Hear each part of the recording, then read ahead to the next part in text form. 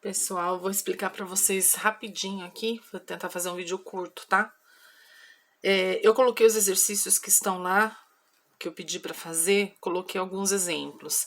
Esse daqui, They Grow Coffee in Brazil, é o primeiro que tá lá do lado do Simple Present, tá?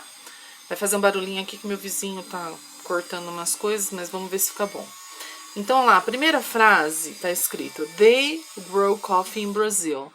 Aqui está escrito: eles cultivam café no Brasil. Essa frase, gente, está na voz ativa. Se eu for passar para a voz passiva, tá vendo aqui, ó, ativa, passiva. O que eu tenho que fazer? Primeira coisa, o que está em verde, o sujeito, que seria o agente da passiva, que a gente conhece, né, dessa forma, vem para o final da frase, ok? E o objeto da frase vem para sujeito. Então, eu digo, eles cultivam café no Brasil na ativa. Na passiva passa a ser, café é cultivado no Brasil. E aí é opcional colocar quem é que fez. Então, o agente da passiva aqui, ele vem bem no final da frase, se eu quiser. Por isso que eu coloquei entre parênteses, tá bom?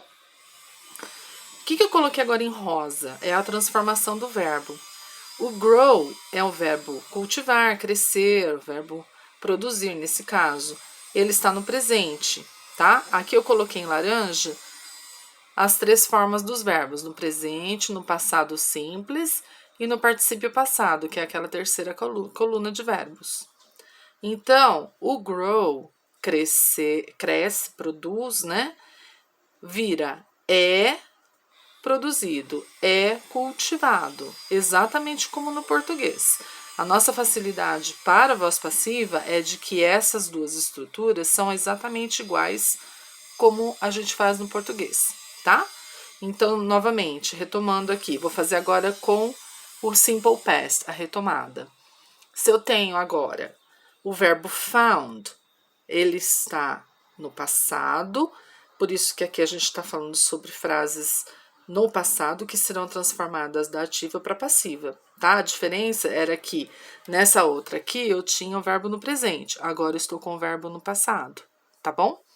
Então, eu tenho found, que se vocês observarem aqui em laranja, ele já está na segunda coluna, tá? E aí a gente colocou o found, virou ele encontrou a criança no parque. Lembra que eu falei que tem que trocar, né, a posição? Agora eu vou dizer: a criança foi encontrada no parque. Por quem? Agora eu posso colocar por ele, tá bom? Mesma coisa. Pode ver que tem exatamente a mesma coisa que a gente tá fazendo em português. A negativa, ela é exatamente a mesma coisa, com o acréscimo da partícula de negação. Então, aqui, ó. He doesn't spend money on magazines. Ele não gasta dinheiro em revistas. Então, agora eu jogo dinheiro não é gasto. Lembra que tem que estar sempre na terceira coluna em revistas por ele, tá bom? Então, é esse verbo aqui, ó, da passiva, sempre vai estar na terceira coluna. Se vocês olharem, olha, o grown é o da terceira coluna, o found da terceira coluna. Nesse caso, eles são iguais, né? Mas é a mesma coisa. E agora aqui, o passado na negativa. Ele não cultivou tomates no seu jardim. Então fica: tomates não foram cultivados no seu jardim, obviamente por ele, tá bom? Então a gente tem de novo, eu coloquei nesse caso que a gente repetiu o verbo, né? O grow seria na primeira. Por que aqui então você fala assim, nossa, mas aqui tá no presente, sendo que aqui é passado? Não, aí eu tenho que me lembrar daquela outra regrinha, que o didn't é indicador de passado.